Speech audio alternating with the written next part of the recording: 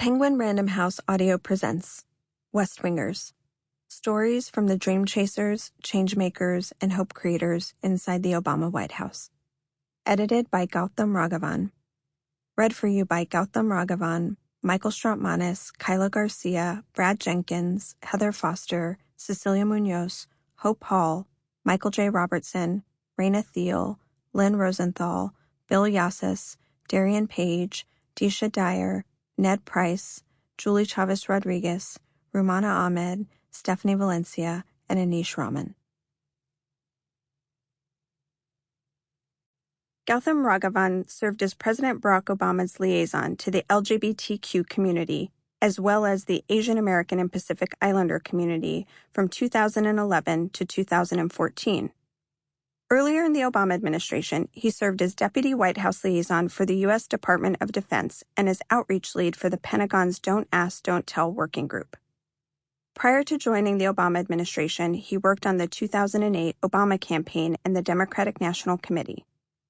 Raghavan is currently a consultant to progressive organizations focused on securing political power and social change. A first-generation immigrant, he was born in India, raised in Seattle, and graduated from Stanford University. He lives in Washington, D.C. with his husband and their daughter, Maya. Preface. On my last day at the White House, my dad called me up and told me I should write a book. After 3 years working for President Obama, I knew my parents had a more than slightly inflated sense of my job and importance. I imagined them telling friends at dinner parties that Barack relied on my counsel for every major decision, that I had been a key player during some of the most historic moments of the Obama presidency, the hunt for bin Laden, the Arab Spring, the tan suit crisis. My reality was far less glamorous. I wasn't a member of the senior staff. The president didn't know me on a first-name basis. I wasn't one of those day one folks who started at the White House on January 20th, 2009, let alone one of the storied band of brothers and sisters who traced their service back to the Iowa caucuses, or, even more rare and special in Obama land, the early days in Chicago. While none of this ever bothered me because I was living my dream working for President Obama, what could I possibly have to say in a book? I smiled, thanked my dad for the suggestion, and put it out of my mind. Until the 2016 election. Enough has been said and written about the ongoing impact of that election, but one of the more immediate effects was that over the coming weeks I started feeling awfully nostalgic about Barack Obama, and he wasn't even out of office yet. I have it on good authority that I wasn't alone in this sentiment. By that point, I had been out of the White House for 2 years, and I missed it like crazy. The pace and the excitement, the thrill that comes from watching history unfold and actually helping shape it as it happens.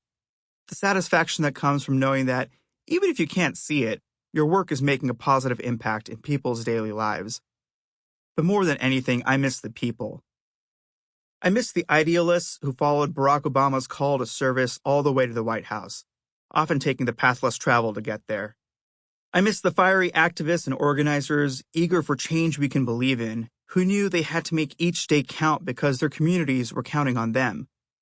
I miss meeting people every day who challenged me to think differently, know better, and dream bigger.